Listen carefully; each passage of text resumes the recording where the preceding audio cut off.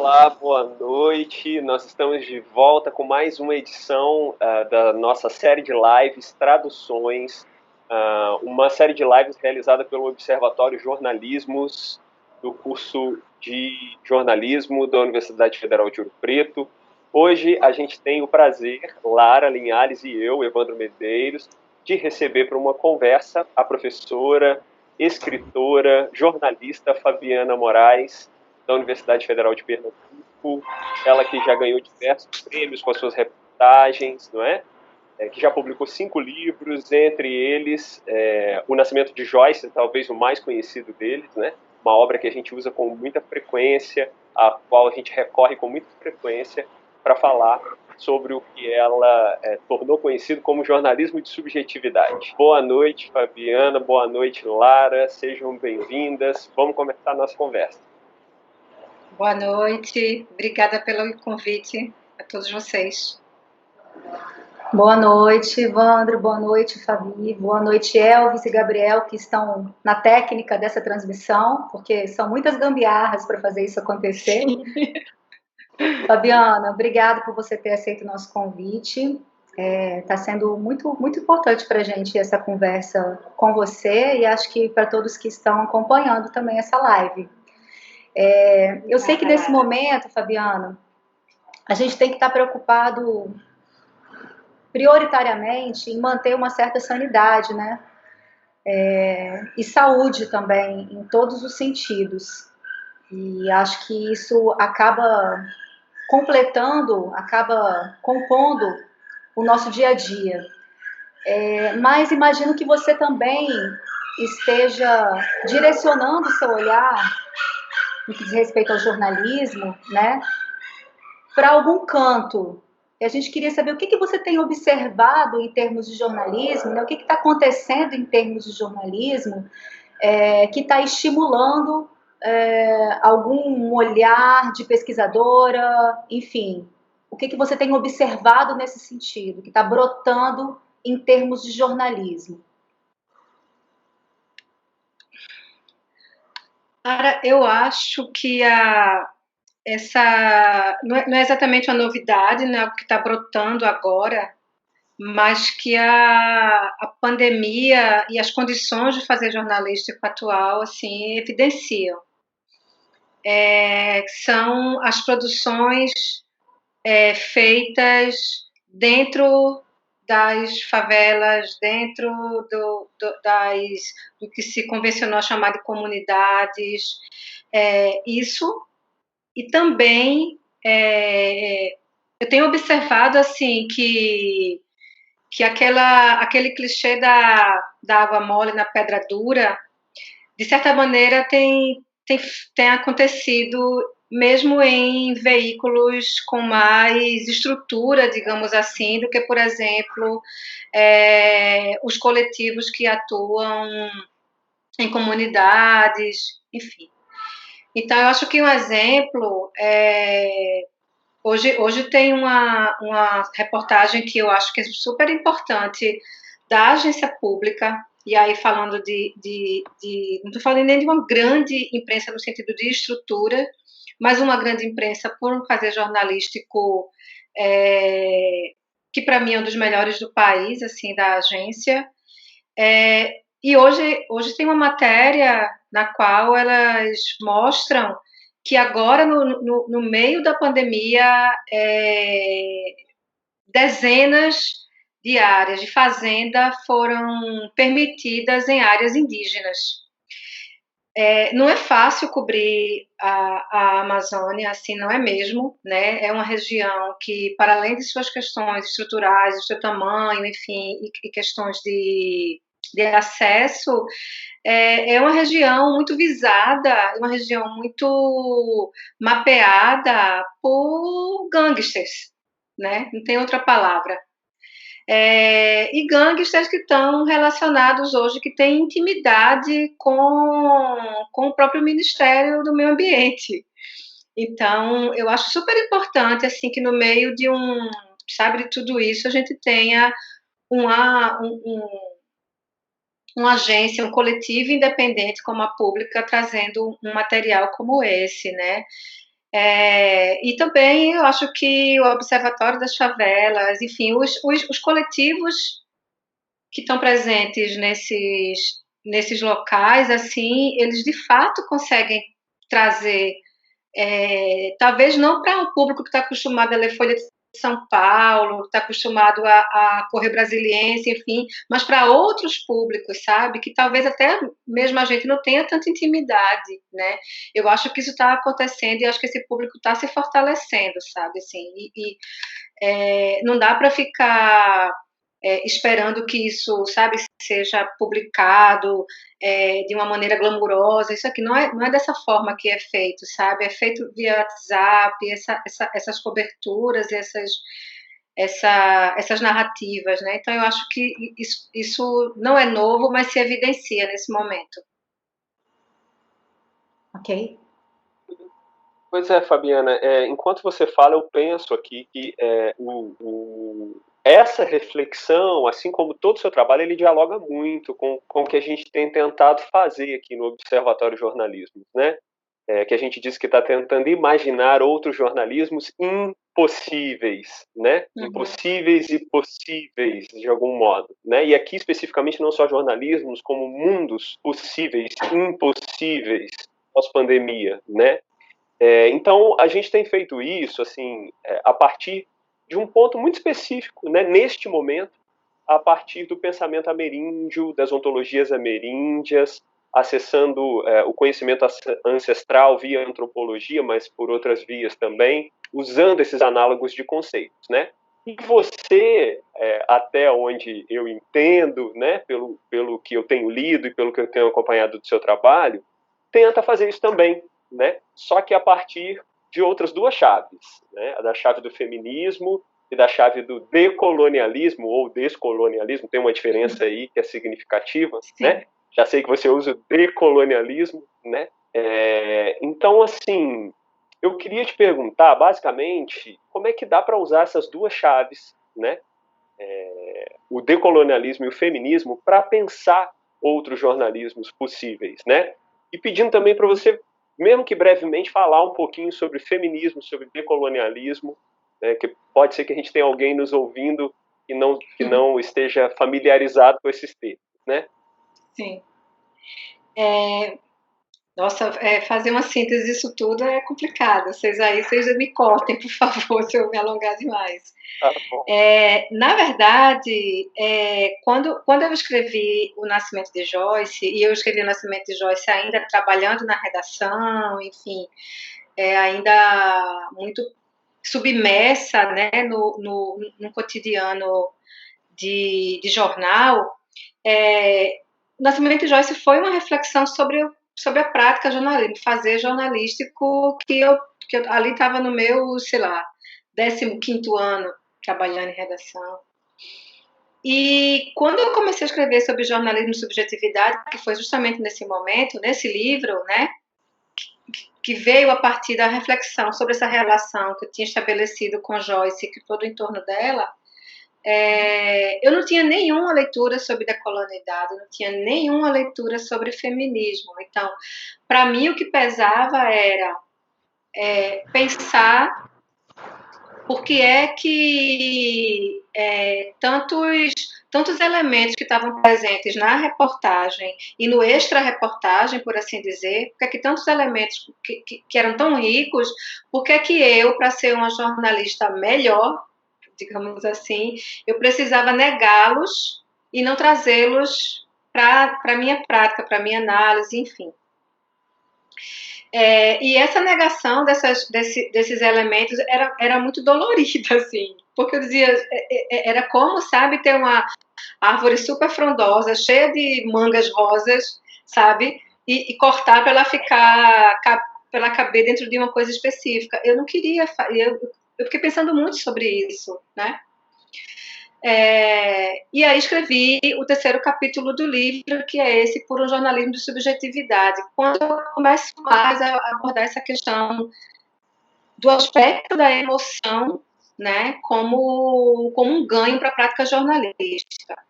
Com o tempo, eu fui adicionando mais camadas em relação a essa questão da subjetividade, né? Eu percebi que, por exemplo, quando eu estou falando sobre subjetividade, eu não estou falando só de emoção ou só de uma afetação, sabe? Eu estou falando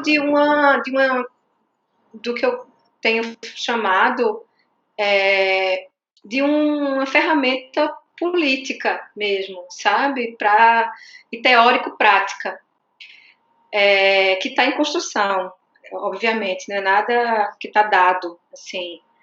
E aí, nesse sentido, isso muito recentemente, muito a partir do meu encontro com Márcia Veiga, né, com quem eu tenho uma parceira intelectual mesmo, assim.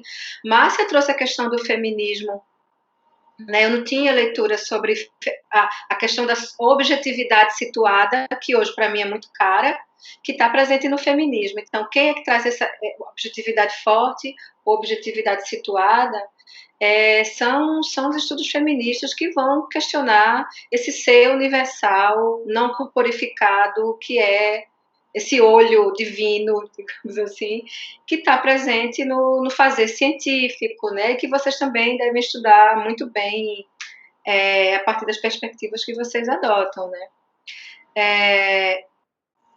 E aí, principalmente essa questão da objetividade situada, que é da Donna Haraway, né? Que eu venho utilizando, isso por conta desse encontro com Márcia. Eu não tinha nenhuma leitura sobre feminismo para pensar subjetividade, né? Eu tinha uma leitura de feminismo para pensar a questão da transexualidade, por conta do livro que eu tinha escrito, que é O Nascimento de Joyce, e a decolonialidade foi uma surpresa também, porque quando eu comecei a ler, principalmente sobre decolonialidade e comunicação, eu olhava e dizia, por que eles estão falando aquilo que eu escrevi lá no Nascimento de Joyce? E eu nunca tinha lido isso. Sim. Sabe quando as coisas fazem pá? E você fica meio desnorteado, porque faz, nossa, sabe assim, vai ticando tudo que lhe é caro também como pesquisadora e como, né, professora, enfim, jornalista. E aí eu trouxe isso para a pesquisa mais recentemente, porque a sustentabilidade teórica ganhou um reforço ainda maior, por assim dizer, né? Lá atrás, quando eu comecei a escrever sobre subjetividade em 2015, por exemplo, eu falava sobre a importância da filosofia como um campo de conhecimento caro ao jornalismo. Ainda acho isso, mas eu não acho hoje que é qualquer filosofia. Isso era reflexão na época que não acontecia, não tinha. Hoje, para mim, não é qualquer filosofia que vai servir para pensar essa subjetividade, né? Então, isso é muito bonito na pesquisa também, né? Como as pesquisas vão tendo sempre esse work in progress, né? Por isso que a gente estava até comentando antes, né? Como conversar, conhecer pessoas, ter acesso é tão importante nessa caminhada, né? Então, a decolonialidade e o feminismo, eles hoje se somam à questão da subjetividade, mas num aspecto de fato teórico, assim. Eu não estou utilizando a decolonialidade para defender a subjetividade, mas para, como que eu posso dizer, alimentá-la, né? Fortalecer. Ok. Fabiana, o modo como você narra o cotidiano, como eu tenho visto em alguns dos seus textos, né, ele diz muito, talvez assim, o que mais apareça, o que mais transborde ali nas palavras que você usa, diz muito sobre o modo como você lida com as suas fontes / entrevistados e entrevistadas. Né? Então, você percorre um caminho específico de abordagem e de condução, né, nessa sua relação com as pessoas com as quais você conversa, com os seus personagens. Né? Uhum. E aí, eu recebi esse livro aqui em casa ontem, eu até falei para você, O Jornalista e o Assassino, da Janet Malcolm. Super indico para todos que estão assistindo essa live. Eu gosto muito. Muito bacana. Enfim, e que ela diz aqui, em algum momento, né, eu não sei se foi um dos personagens do livro, ou se foi a Janet especificamente, né, que o jornalismo estaria desobrigado a revelar um estado de espírito ou uma atitude em relação ao entrevistado durante o processo de escrita e de pesquisa. E me parece que você faz isso no Nascimento de Joyce especificamente, né? Intencionalmente, você escolheu revelar o seu estado de espírito e a sua atitude em relação à entrevistada, a sua personagem, que era a Joyce naquele momento, né? Enfim, então isso fala de um modo específico de abordagem, de condução da sua relação com os seus entrevistados. Eu não sei se isso você adota em todos os seus trabalhos, mas nesse especificamente isso fica claro. Isso tem uma intenção, queria saber qual que é essa intenção. E também, além dessa sua especificidade, né, do modo como você se relaciona com seus personagens, com os coautores dos seus textos, enfim, você também tem um flerte com a literatura. Eu não estou falando de estilismos, né, até porque em Joyce você escolheu ser mais direta, né, você escolheu ser mais direta. Você esse flerte não tem a ver com estilismos, mas você tem um flerte com a literatura, né, no sentido de contação de histórias, de descrição ambiental, de personagem, de transcrição de diálogos, enfim, de uma observação mais atenta da realidade, de expansão desse seu olhar. Acho que isso falta talvez bastante no que a gente vê em termos de jornalismo hoje. Então, queria saber dessas intencionalidades, né? Por que isso? Se isso é uma coisa que você faz assim de maneira muito intuitiva ou se tem uma intenção precisa? Nossa. Lara, isso é até uma questão que assim, em campo eu me perguntava, sabe? Às vezes, né? Será que eu não estou sendo, sei lá, soft demais? Será que eu estou estabelecendo algo que vai confundir? Porque, de verdade, assim, eu entendo e eu assumo e eu pratico o entendimento de que o jornalismo também é técnico, né? Que existe uma relação que é técnica, que existe um chegar e sair da vida das pessoas, que eu estou conversando com alguém porque eu quero, eu desejo alguma coisa dela, e geralmente ela também deseja alguma coisa de mim, né? Ela quer. Então há um aspecto técnico que é inescapável. E eu não romantizo o jornalismo para pensar, não, sabe, vamos ficar próximos. Não se trata disso, de forma alguma. Ao mesmo tempo, eu entendo que, apesar de ser que o fato de ser uma relação técnica não exclui uma proximidade que tente se dar assumindo sua simetria, assumindo essa simetria que tem a ver, inclusive, com esse caráter técnico, né? Ou seja, há alguém que vai escrever sobre a vida de outra pessoa. Certo. Tecnicamente, essa pessoa que vai escrever, ela tem um poder maior sobre essa outra, tecnicamente, muitas vezes também não, depende muito da fonte, né? Se eu for entrevistar o ministro do STF e amanhã ele quiser me processar porque isso é uma coisa errada, eu tô lascada. Mas eu assumindo que tem essa questão técnica, eu entendo que é possível tentar estabelecer com esses personagens, essas fontes, e que também são coautores, eu adorei que você falou isso, tentar diminuir a simetria, né? Tentar estabelecer uma relação que seja mais horizontal e que está permeada por essa simetria. Claro, não é uma coisa fácil, mas eu acho muito cansativo, e aí pensando no jornalismo como um todo, esse ethos jornalístico, sabe? Da pessoa que chega e tira tudo, principalmente quando vai fazer perfis, reportagens de profundidade, e tipo, eu retirei tudo que a pessoa tinha para levar, para escrever a respeito, sabe? Essa relação meio predatória mesmo. Isso nunca me interessou. Eu percebi muito que as pessoas sempre ficavam muito interessadas e como é que eu posso dizer? Elas ficavam muito mais propensas e abertas quando elas entendiam que eu queria mais delas, eu queria alguma coisa, mas eu queria mais delas que fosse para além desse, me diz uma coisa que eu quero ouvir e depois a gente se fala, beijo, eu te ligo em algum momento, sabe? Às vezes uma coisa que eu fazia muito e às vezes não dava em nada, às vezes eu estava super frustrada, não sei o quê. Mas sei lá, eu ia escrever sobre violência policial, mas eu começava a falar sobre, sei lá, o preço do pão, sabe?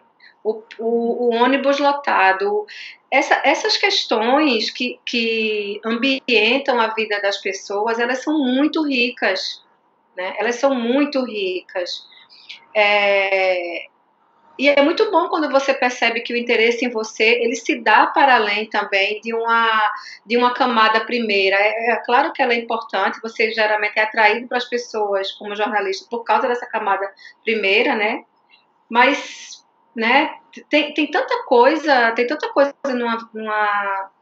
justamente na vida de pessoas, quando você está cobrindo, sei lá, grupos que são mais vulneráveis, né? São realidades, às vezes, muito díspares. E aí, nesse sentido, e é uma questão que para mim é muito cara para pensar nesse jornalismo subjetividade, vocês estão me ouvindo? Ficou muda aqui para mim um pouquinho. Sim, não, estou te ouvindo. Para mim é muito caro pensar assim que, apesar de ser uma vida muito diferente, esse outro, né? Eu acho que a gente também precisa estabelecer uma relação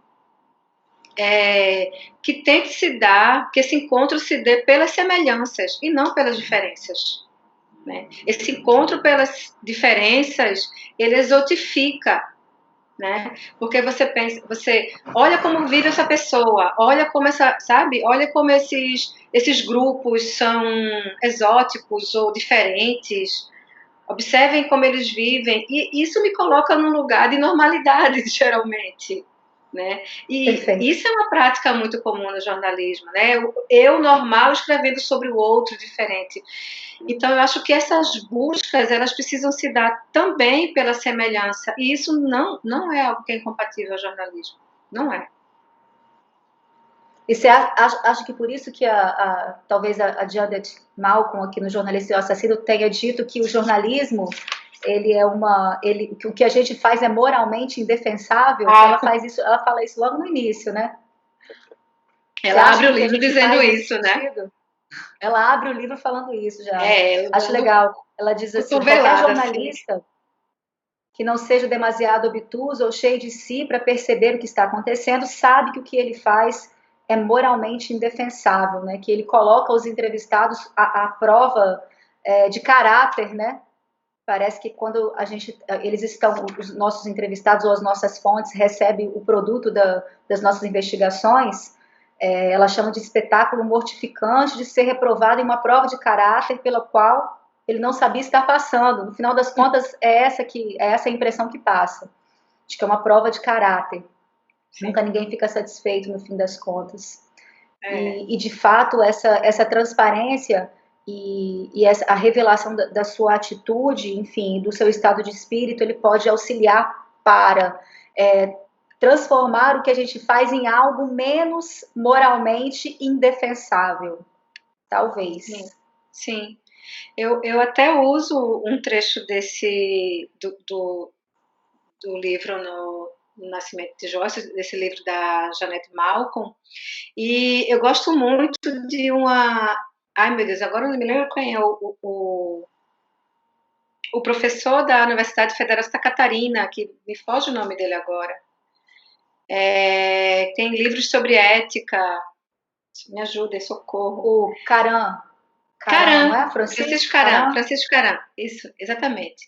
Francisco faz, ele engraçado, porque quando eu li essa crítica da Janet Malcolm, e ela também está correta, assim, não é uma crítica infundada, a gente sabe que tem, né,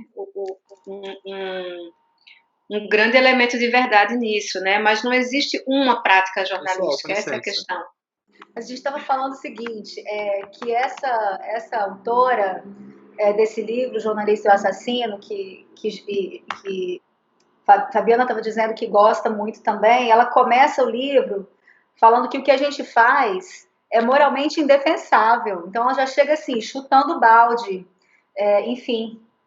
E eu acho que o que Fabiana faz, quando ela revela o estado de espírito dela e a atitude em relação às personagens ou aos personagens, de alguma forma torna o que a gente faz um pouco menos moralmente indefensável. Né, Fabiana? O que você acha sobre isso? Eu sou um pouco mais boazinha com o jornalismo. Jeanette Malcolm, quando ela escreve isso, né, que é indefensável a prática do que o jornalista faz, eu acho que ela está se referindo aí a um tipo de jornalismo, né? Não tem tudo a ver com o que vocês estão fazendo, inclusive, com o nome do projeto, né? Existem jornalismos. E sim, existe esse jornalismo predatório, que é quase uma marca, e acho que é esse jornalismo que a Jeanette Malcolm está se referindo, mas ela generaliza, né? Que é esse de como você estivesse roubando alguma coisa de alguém, né? Que vai se frustrar lá na frente quando encontrar, quando ver como a vida dela está sendo escrita, filmada, enfim, representada. Isso é uma coisa que acontece mesmo quando a gente tenta se estabelecer uma relação menos assimétrica. Também acontece desilusões por parte de tanto o jornalista quanto as pessoas que o jornalista procurou, né? Mas, e aí eu estava falando do Francisco Caram, quando a gente soube que a conexão tinha caído. Francisco Caram, né, que é professor lá da Federal Santa Catarina, e ele escreve muito sobre ética. Ele faz uma crítica a essa crítica da Jeanette Malcolm, que eu acho super interessante, né? Quando ele diz, Jeanette Malcolm, ela esquece que o jornalismo também é uma arma democrática, né? E que várias e várias reportagens, elas, por exemplo, trouxeram à tona esquemas, seja de, enfim, instituições públicas, privadas, violência policial, isso no Brasil a gente sabe que, né, que é fundamental, né? E aí eu acho que ela joga fora o danado do bebê, né? Junto com a água, porque pensar o jornalismo só nessa perspectiva é, por exemplo, tirar essa força, né, dele. Vamos pensar como seria a vida em cidades como Rio de Janeiro, Fortaleza, né, onde não houvesse minimamente a presença de jornalistas que conseguem mostrar como é que as milícias se comportam, como é que a força policial se espraia entre comunidades para praticar violência. Enfim, eu estou falando um exemplo bem comum, digamos assim, da presença dos jornalistas. Quero dizer que essas coberturas são sempre ótimas? Não estou dizendo isso, mas sem a presença, né, dessa força nesses ambientes, a gente teria uma democracia muito mais frágil. Olha que a gente já tem né, levando em consideração que a imprensa também fragiliza a nossa democracia. A gente passou por tudo isso, a gente está passando por esse pesadelo e a gente tem, né? Eu quase todos os dias eu fico tentando fazer fazer o om budista para esquecer um pouco, porque a gente sabe, né, que nossos colegas, né, principalmente de veículos mais estabelecidos, de caráter nacional, né, cavaram esse buraco junto, né, cavaram esse buraco junto com o judiciário, cavaram esse buraco junto com a STF, né, enfim, com a elite financeira do país, mas, apesar disso, a gente sabe que tem uma série de jornalistas, de coletivos, de empresas, de jornalistas que trabalham nessas empresas que ajudaram a levar a gente para o buraco, que também tem muita gente boa nessas empresas, que estão interessadas em fazer numa prática que fortaleça a democracia, uma democracia que nunca foi boa para indígenas, para negros, para mulheres, uma democracia que sempre foi manca. Quando a gente tem falado de democracia ultimamente, é como se tivesse uma democracia perfeita lá atrás, a gente quer restabelecer a democracia. A gente tem que refundar a democracia, na verdade. A democracia da gente tem um olho só, tem uma perna só, falta dente, falta metade do cérebro. Essa é a democracia que a gente tem convivido no Brasil. Vai falar de democracia para os indígenas? Né? Vai falar de democracia para quilombolas? Que democracia? Então, a democracia que a gente tem é quase, vamos combinar, para uma classe média, para uma elite, né? Ajuda mais esses grupos. Mas, enfim, eu já comecei a falar demais. Já saí de Janete Malcolm. Voltando à nossa série Citações, tem um livrinho que eu gosto muito dele, que é Que Emoção, Que Emoção. Sim, também gosto. Eu sei que você gosta, porque eu vi nos seus trabalhos citados também, né? A gente pegou todos os livros que Fabiana gosta e está citando ainda só porque ela gosta. Thank you. E aí, Fabiana, o que eu fico pensando? Assim, a emoção é uma expressão do afeto, né? O afeto é muito mais do que a emoção. Mas talvez seja a forma mais expressiva, né? Mais direta, que a gente consegue traduzir em palavras, traduzir em reportagens, essa coisa toda. E aí eu fico pensando assim, que talvez assim, a emoção seja um modo, né, um caminho para decolonizar o jornalismo, né, para pensar outros jornalismos possíveis. Mas não é dessa emoção do sensacionalismo, né, que também passa por aí, mas não é dessa que eu quero falar, né? E aí tem uma pequena citação lá do Didi Uberman que eu vou ler aqui e depois vou fazer a primeira pergunta. Ele diz o seguinte, na página 38. O que quero sugerir aqui, talvez rápido demais, é que se não podemos fazer política efetiva apenas com sentimentos, tampouco podemos fazer boa política desqualificando nossas emoções. Isto é, as emoções de toda e qualquer pessoa, as emoções de todos em qualquer um. Fabiana, você acha que a gente pode trocar aqui a palavra política por jornalismo? Totalmente. Acho que nem precisa nem trocar, né? Porque jornalismo é política, enfim, não. Eu acho que esse livrinho de Uberman é um livro super curtinho que ele escreveu para uma plateia assim adolescente, mas que eu acho que ele tem uma sutileza e um cuidado para falar sobre um tema tão imenso, né? De uma forma, né, que inclusive está impressa por emoção, né? Esse livro é um livro escrito com emoção, é uma fala, né?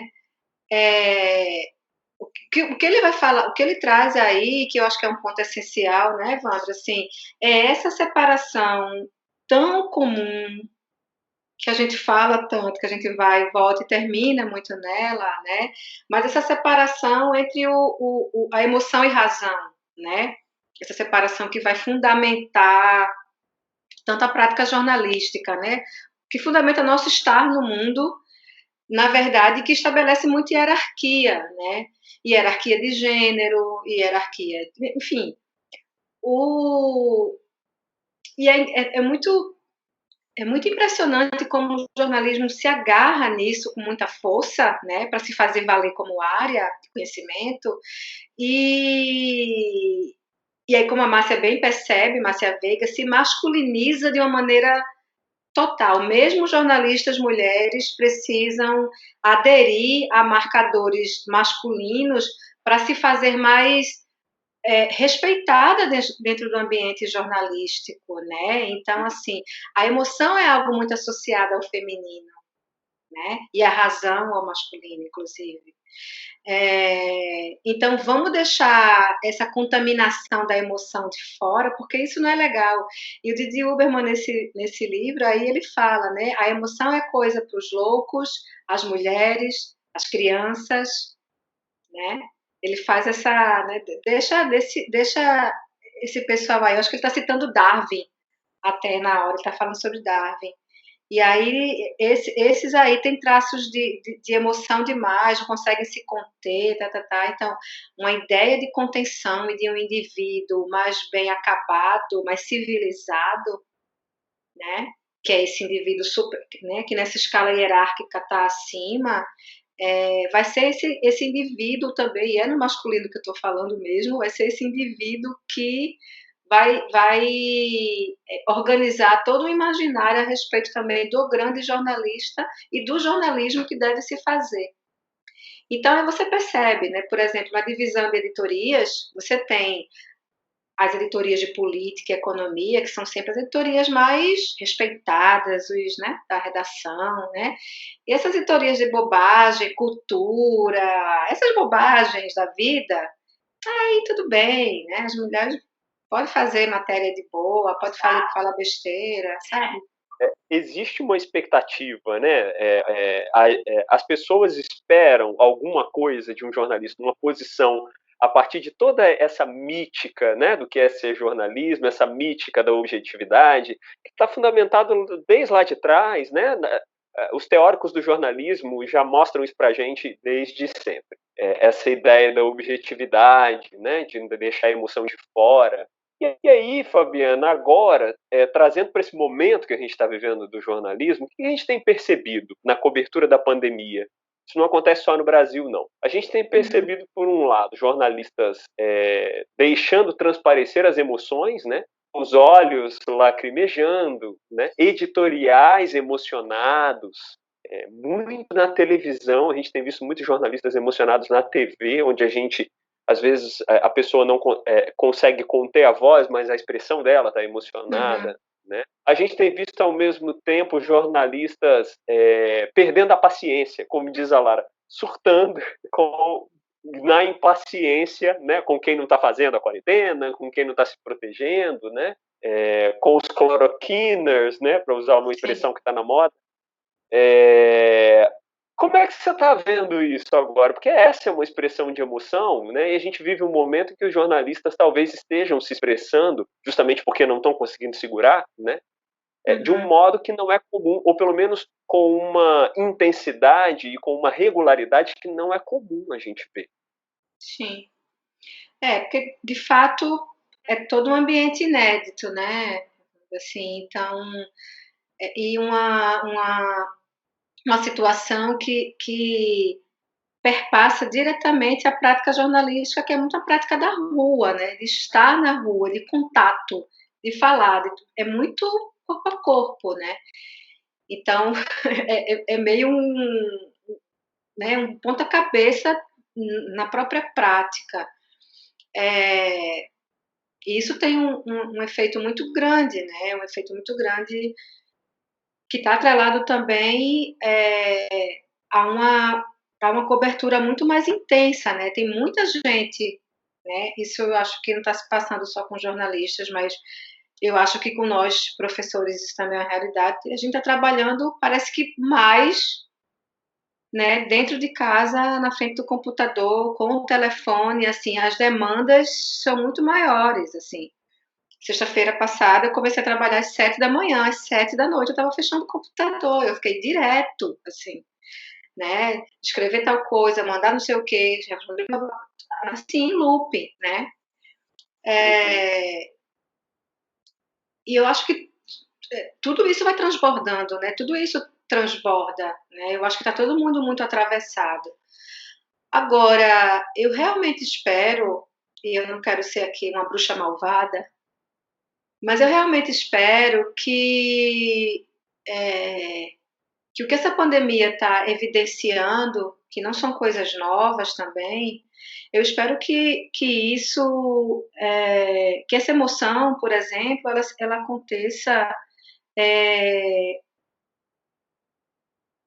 que ela aconteça também para grupos, em relação a pessoas e grupos que a gente sabe como jornalista e que todos nós sabemos que são grupos que estão muito na linha de frente do sofrimento na desigualdade social brasileira, né? mas que o fato dessas pessoas estarem tão comumente nessa linha de frente meio que embotou nosso olhar sobre elas, sabe? Então, assim, é tão comum que essas pessoas estejam sofrendo e a gente todos os dias vê as questões do feminicídio, as questões da violência racial, né? Da violência de raça, né? E como a gente sabe que isso é uma coisa comum no Brasil, de certa maneira a gente embota mesmo o nosso olhar sobre isso, né?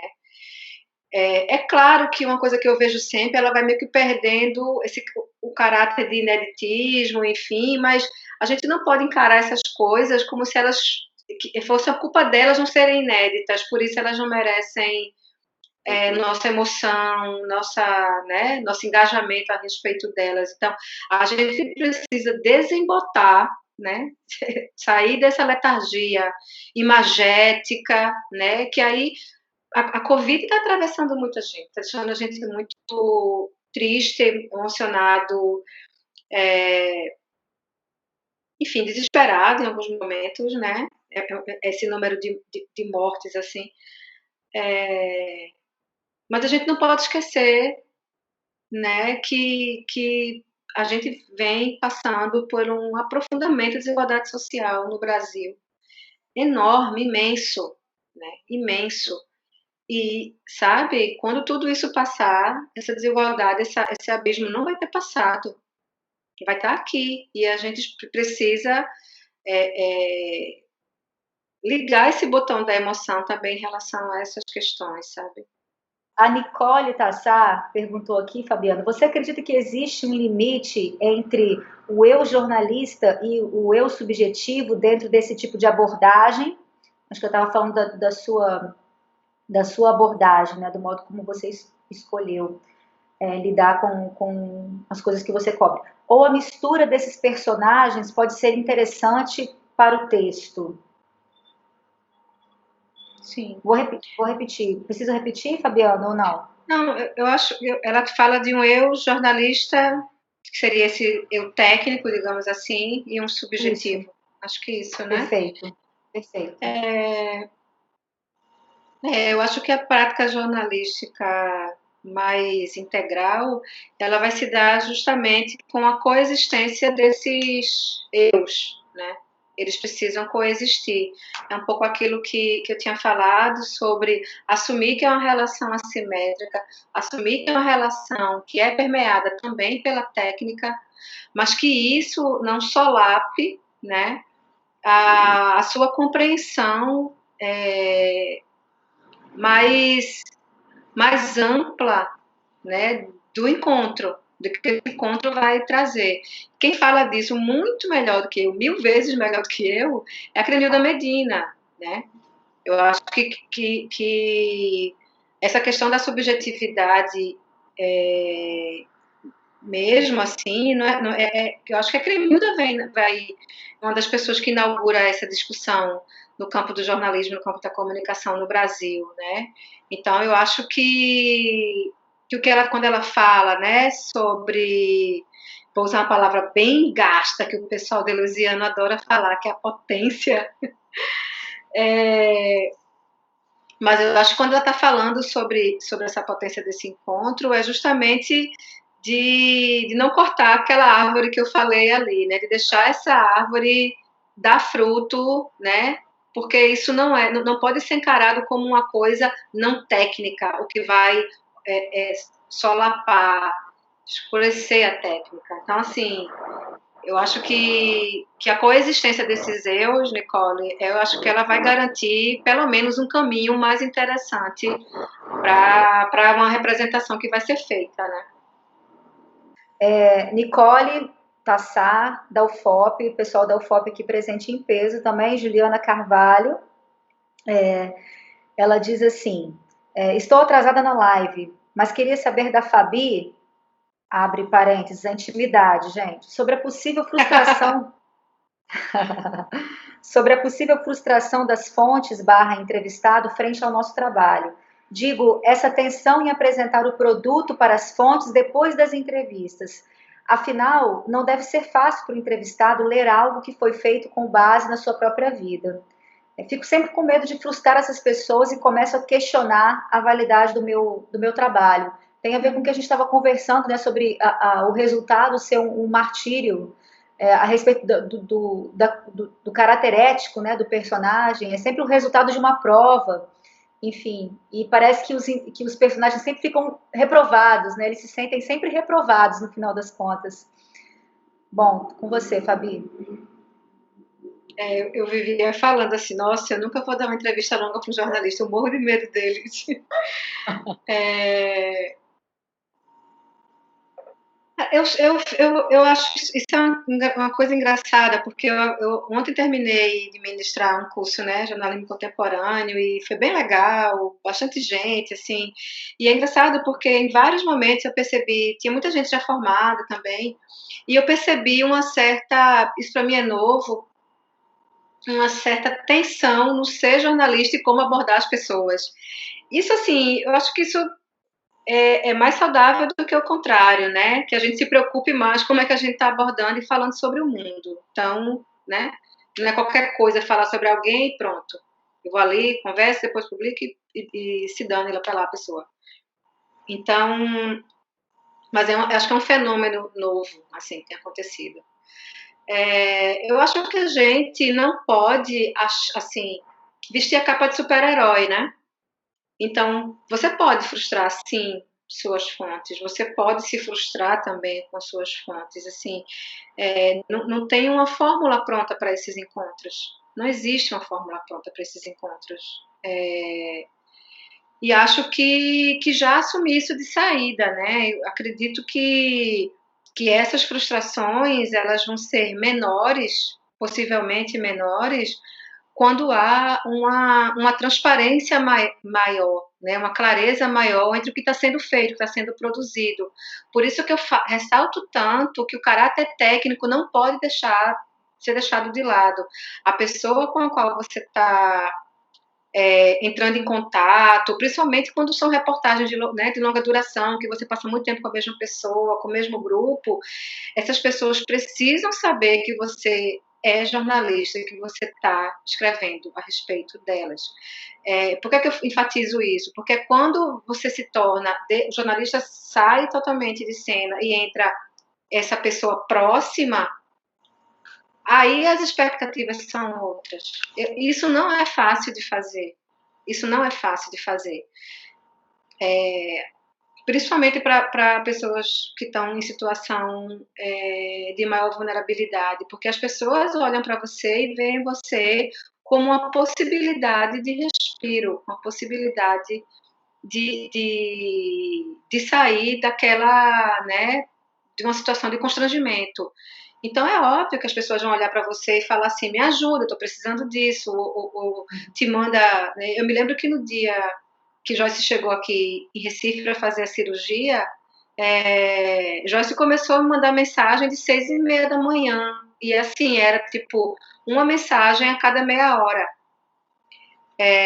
Ela ia se internar e ela estava assim excitadíssima porque ia fazer cirurgia. Ela chegou num domingo, ela queria que eu fosse para lá, para o hospital, visitar ela. E no domingo não tinha carro do jornal para eu ir, porque o carro era do plantão, porque eu não podia fazer hora extra, porque não sei o quê. O técnico vai todo o tempo estar atravessando essas questões. Técnico estrutural, né? Eu não podia ficar indo para a Lagoinha toda vez que eu quisesse, porque a Lagoinha fica 3 horas daqui. Eu precisava de carro do jornal, eu precisava de verba para dormir lá, de alimentação. O jornal dizia, não vai ter verba. Enfim, né? Então, você precisa, para que eu acho que essas expectativas, e eu não estou dizendo que elas não vão acontecer, mas uma forma de você até se fortalecer é deixar transparente que essa relação, que muitas vezes está permeada por amor, eu acho que essa palavra pode ser usada, sabe?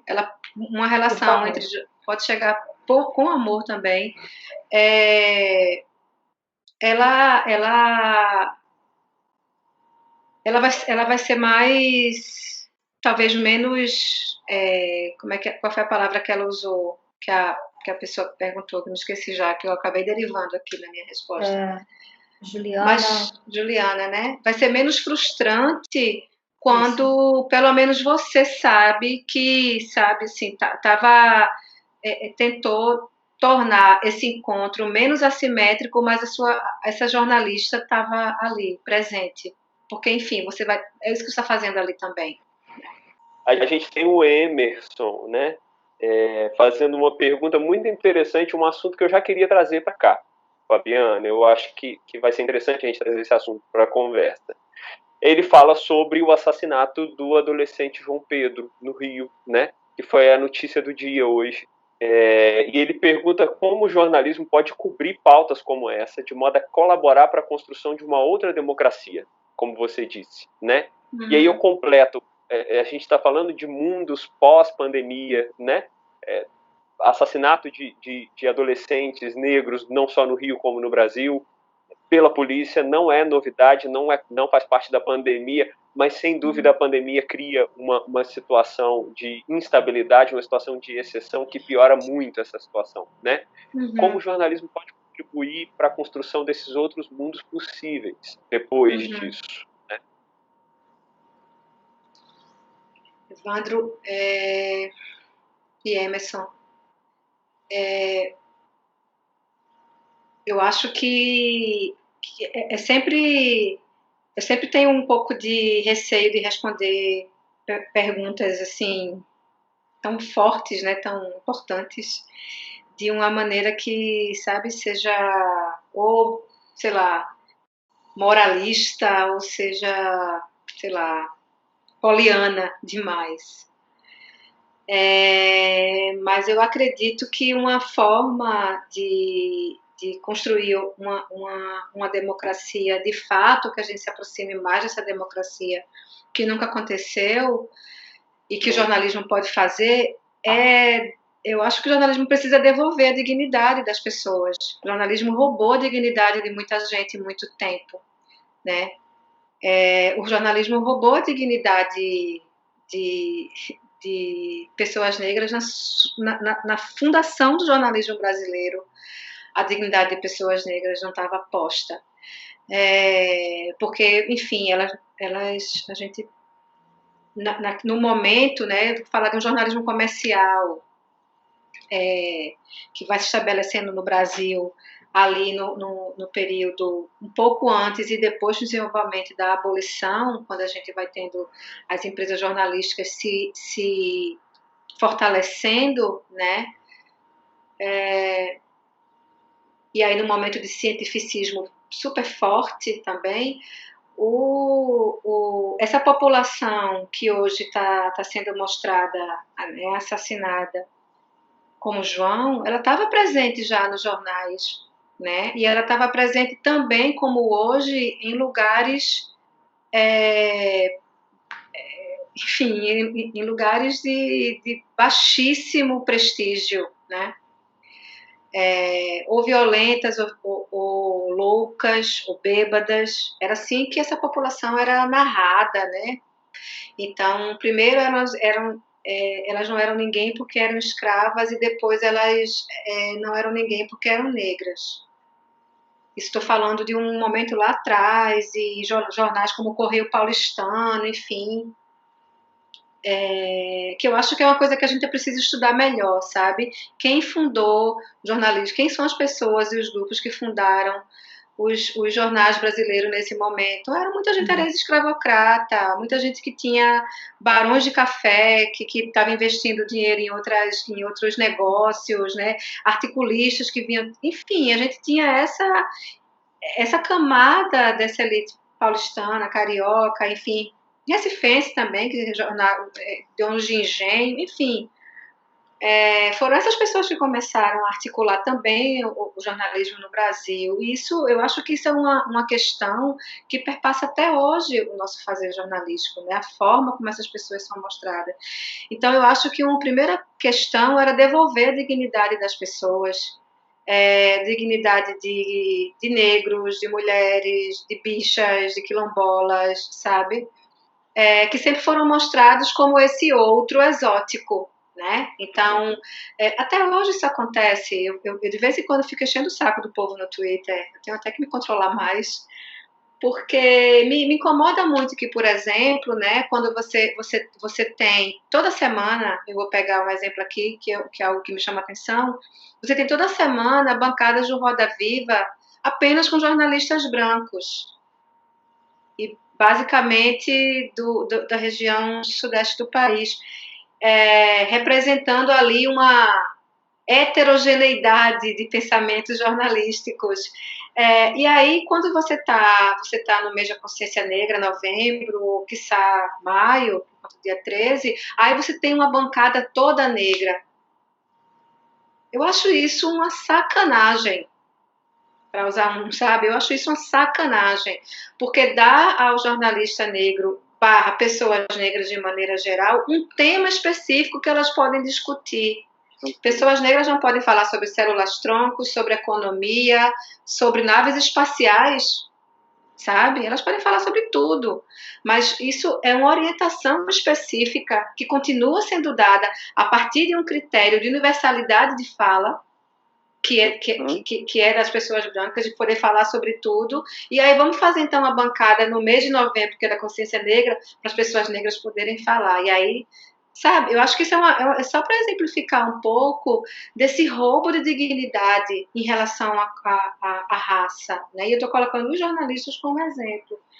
Então, eu acho que essa devolução ela vai se dar no momento em que a gente começar a falar de uma multiplicidade de existências dentro da vida de pessoas que foram narradas até agora como tendo uma existência só, sabe? Uma forma de existir.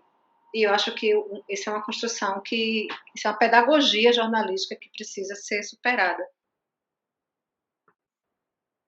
Fabiana, agora tem uma pergunta aqui da Luísa Campos, que é uma pergunta um pouco mais da reflexão teórica. Ela pergunta para você o seguinte, Fabiana, como pensar em subjetividade no campo da pesquisa em comunicação? Ótima pergunta. E eu não acho que ela se afaste tanto das questões que a gente vem trazendo aqui para a prática. Eu não quero separar a prática de teoria, né? Essas divisões absurdas, binárias, né? Esses binarismos malucos que se foi, né? Tipo, Não, eu não sei por que eu fiz isso agora, Fabiana. Desculpa, eu fiz uma coisa detestável que eu critico e eu não, acabei fazendo não, isso. a gente está totalmente imerso na gente, assim. A gente Eu tenho repete. falado sobre isso, eu tenho falado sobre isso. Gente, eu preciso pensar, porque eu estou só fazendo. Nessa loucura toda, eu estou trabalhando 2 vezes mais. Eu preciso pensar, refletir, porque eu estou só fazendo. Porque existe também esse espaço de parar para elaborar. Não estou jogando isso fora. Isso é uma questão importantíssima para a gente, né? Inclusive como pesquisador e pesquisadora. Mas eu acredito que, assim, na academia, a gente adotou os mesmos pressupostos, né? Então, eu me lembro muito bem que muita gente na redação dizia que eu era cabeção porque eu estava no doutorado. Cabeção, não sei o quê. E o povo do doutorado achava que a minha pesquisa não era suficientemente séria e boa porque eu trabalhava. Então, nenhum dos dois lugares estavam muito satisfeitos com, né, nem com a jornalista, porque ela perdia tempo pensando, e na academia, porque eu não pensava direito porque trabalhava. Isso é uma coisa que marcou muito, assim. E acho que a subjetividade ela precisa ser assimilada na pesquisa em comunicação, porque a pesquisa em comunicação ela tem os mesmos pressupostos da ciência como um todo, né? Ela não está separada de um fazer científico preconizado, assim, respeitado, né, hierarquicamente superior. Basta ir nos congressos, basta ir nos encontros, né, isso está muito presente. Uma questão que eu acho que, por exemplo, a pesquisa em comunicação só há pouco tempo, né, começa a observar, a se articular, por exemplo, a questão racial. Uhum. Veja, eu não estou nem falando exatamente em subjetividades, né?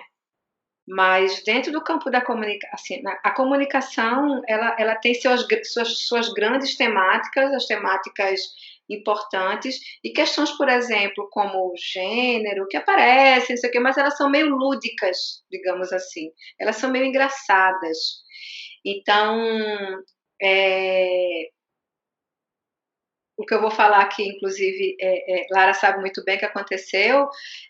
Recentemente, eu estava num congresso e quando eu fui apresentar a pesquisa com Márcia Veiga a respeito de objetividade jornalística como algo que produziu racismo e machismo historicamente, uma pessoa disse que aquilo não era pesquisa, aquilo era militância. Né? Uma pessoa de vasta presença dentro da comunicação, dos estudos de comunicação há mais de 30 anos produzindo, uma pessoa respeitada. Então, o problema não é essa pessoa, esse é um pensamento de fato, né? Quando você leva essas temáticas para o campo da comunicação, vai para um GT engraçado, vai falar disso ali no GT que é lúdico, porque aqui é um GT sério, você não vai falar sobre raça, gênero num GT sério. A pesquisa em comunicação ainda vai precisar, talvez, a prática jornalística, aí vou fazer a separação, Evandro, seja um pouco mais à frente nesse sentido do que a própria academia. Né? A academia agora que tem, putz, isso está acontecendo. Mas, né, inclusive, um aspecto que eu observo é a maneira como a gente fala, se eu falo em primeira pessoa no artigo, seu uso de humor, inclusive, isso descredencia a minha fala, de certa maneira, porque você precisa estar muito sério para dizer que a sua pesquisa vale muito, né? Então, se você comete um traço de humor em relação ao que está fazendo, aí você já é a emoção, entendeu? Isso é engraçado. Eu acho tudo isso, sabe? Eu acho que as pessoas, né, isso precisa ser repensado, porque alguém vai perder o bonde nessa história. Sim. Fabiana, antes de ler a nossa última pergunta aqui, eu quero só fazer um comentário. Nós vivemos isso, né, na nossa pesquisa. Imagino. Eu disse da live que prioritariamente a gente trabalha com os análogos de conceitos do pensamento ameríndio para pensar o jornalismo, né? E nós já vivemos isso. Lara, a própria Compós no ano passado. Sim. E eu também, nós juntos já vivemos isso em outras situações, assim, que tem uma dificuldade. Logo no início da pesquisa, então, lá em 2013, 2012, os primeiros congressos em que apresentamos essa perspectiva, a gente teve bastante dificuldade, né? A gente vê como o pensamento comunicacional ainda está centrado lá atrás, né? Ainda está fundamentado na Mass Communication Research, ainda está fundamentado no funcionamento, né? Ainda é perspectiva funcional por excelência, né? O paradigma funcional ainda é muito presente na pesquisa, né? E aí, falando nisso, o Elias, a gente vai finalizar com Elias Fernandes, faz a seguinte pergunta: falando em emoção, pensei no erro de alguns jornalistas que insistem em romantizar o que não deveria ser romantizado, como a pobreza e a violência. Enfim, como humanizar histórias sem romantizá-las. Nós vimos isso, né, com muita frequência um pouco antes da aprovação da reforma trabalhista, né? A romantização das pessoas e da reforma da Previdência também. As pessoas que não precisam mais trabalhar, mas que trabalham, porque trabalhar é muito bom. O jornalismo fez isso demais, né? Nossos colegas fizeram muito isso nesse momento. Sim. Como não romantizar a pobreza, foi isso? Como humanizar. Como não romantizar, como humanizar histórias sem romantizá-las, né? E ele deu o exemplo da romantização da pobreza e da violência. Sim. Isso é uma ótima pergunta. E foi outra questão que surgiu muito nesse curso que eu citei para vocês anteriormente, né? De jornalismo contemporâneo. Eu acho que às vezes a gente fica tão nessa coisa que eu falei, né? As pessoas estão vários jornalistas, principalmente eu acho de uma geração mais nova, estão mais preocupados, né, com esse fazer, né? Peraí, como é que eu tô, né? O que é que eu tô fazendo, como é que eu tô representando, eu tô escrevendo como é que tá se dando essa minha relação. Eu acho que isso vem sendo mais forte. E aí eu percebo que às vezes isso também, de certa maneira, atrapalha um pouco, sabe? Porque você fica ali muito pisando em ovos, não sei o quê, e você não abre essa relação. Isso é uma questão. Uma forma que eu acho que é super importante para você não romantizar, né, é você entender que, por exemplo, isso é uma coisa que apareceu no curso, está bem fresco isso na minha cabeça, mas perceber que, por exemplo, alguém que você vai, sei lá, uma mulher que vive num ambiente de pobreza, por exemplo, que tem uma vida repleta de senões, né? De constrangimentos. E você vai falar com essa pessoa é um tema de uma entrevista sua, essa pessoa, ela pode cometer vários erros. Essa pessoa pode ser homofóbica. Essa pessoa pode ser, sabe?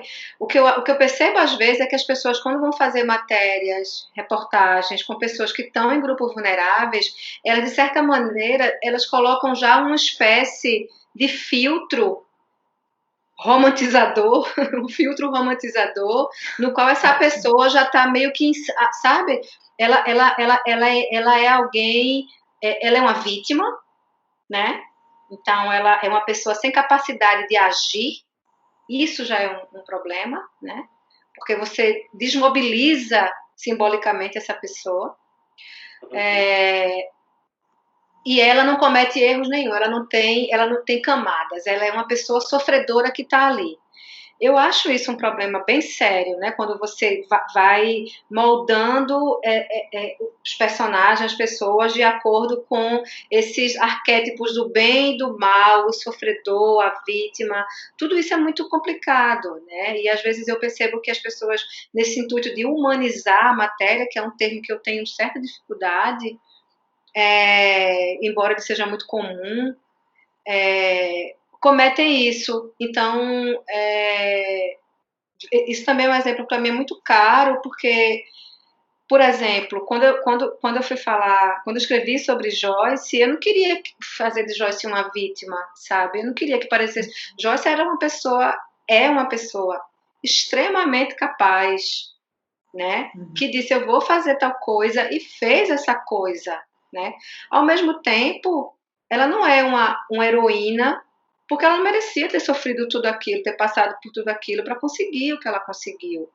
Ela quase morre, né? Então, eu não vou romantizar dizendo Joyce é uma heroína, que não sei o que, não sei o que, mas eu também não vou dizer assim, Joyce é uma vítima, sabe? A gente precisa sair desses lugares tão dados, né? Tão literários, digamos assim. Então, eu vi Joyce cometer racismo algumas vezes, né? Eu vi Joyce olhar para várias mulheres e falar, olha como ela tá gorda, olha como ela tá feia.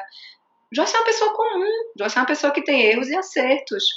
Então, acho que de saída é não romantizar seu próprio personagem, sabe? Colocar ele nesse filtro romantizador que eu falei. Eu acho que é um primeiro passo. Tá certo, Fabiana. Obrigado. Tão bom conversar, tão legal, né? Tá tão gostosa a nossa conversa, que vai continuar depois dessa live, né? Já combinamos aqui o nosso after virtual. Vai ter after, vai ter festinha.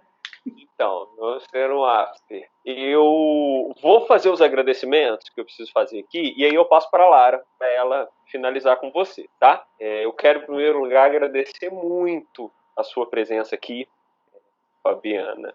Muito bom poder discutir com você, né? Esse lugar que a gente está tentando construir com o Observatório Jornalismos, ele tem muita identidade com o seu trabalho, então é muito especial para a gente ter você aqui disponível para fazer essa discussão. Muito obrigado, né? Obrigada. A gente quer agradecer a todo mundo que participou, que fez as perguntas.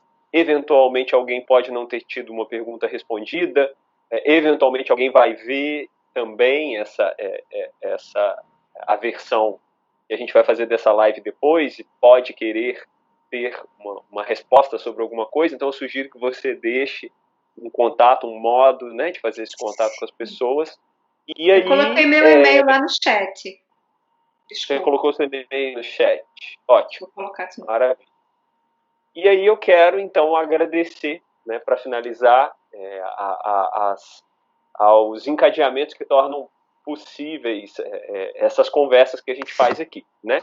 Então, o Traduções é uma série de lives produzidas durante o período da pandemia pelo Observatório Jornalismos, né? O Observatório Jornalismos ele é um projeto de ensino da Pró-Reitoria de Graduação da Universidade Federal de Ouro Preto. Então, a gente agradece a Prograde. As nossas iniciações científicas estão ligadas também a esse observatório, então a gente agradece a Pró-Reitoria de Pós-Graduação e de Pesquisa da UFOP, né, que tem financiado as nossas pesquisas, né, que tem apoiado as nossas pesquisas. A gente agradece ao grupo de pesquisa Quintais, que é o grupo do qual fazemos parte eu, professora Lara, professor Cláudio Coração, professora Ilha Rodrigues, Saulo Rios, também sempre presente, né? A gente agradece imensamente. O pessoal que está vendo, todo mundo mais. Quem mais, Lara? Passo para você agora. Equipe técnica, né? Como a gente falou, essa gambiarra toda técnica, tem um monte de gente, são 2 pessoas, mas que valem por 30, né? Que é o Elvis e o Gabriel. Eles estão com o microfone fechadinho aí, mas a gente agradece vocês dois por dar condições técnicas para que seja possível essa conversa em tempos de isolamento social. Tá bem. Ok? Queria agradecer de novo, Fabiana, e queria retomar uma frase que o Evandro, eu não sei se ele vai lembrar disso, mas antes de apresentar um trabalho num congresso, que já foi citado aqui, mas, enfim, um congresso X, e eu estava muito tensa com o tipo de retorno, né, o tipo de feedback que ia ter a respeito de uma pesquisa, né, que é a pesquisa que eu faço até hoje, em continuidade, e ele disse assim, olha, tem que ter muita imaginação para poder pensar, imaginar, inventar um jornalismo no plural. Tem que ter muita imaginação, então, se não cobre isso das pessoas. Isso pode parecer prepotente, por um lado, mas, de alguma forma, isso fortalece a possibilidade que a gente tem de inventar jornalismos possíveis e impossíveis. Por que não? Né? Se a gente tem uma ideia de que o jornalismo é algo provisório, então a gente não precisa fazer sempre a mesma coisa, a gente pode fazer outras coisas também. Se a gente quiser, a gente pode fazer a mesma coisa, mas há outras possibilidades. Então, muito bom, Fabiana estar aqui com a gente para lembrar a gente disso, e agradeço ao Evandro por ter me lembrado disso no momento em que eu precisava. E dizer que na semana que vem, terça-feira, de novo, às 20 horas, a gente tem uma outra live, né, com outro entrevistado, conversador, mais do que entrevistado, né, um outro conversador, e a gente vai estar imaginando jornalismos possíveis, mundos possíveis junto com vocês. Né? A gente vai anunciar nos próximos dias quem vai participar dessa conversa com a gente. Então, um beijo para todo mundo, boa noite, cuidem-se. Obrigada. Beijo, Fabiana, obrigado. Tchau, gente. Obrigadíssima.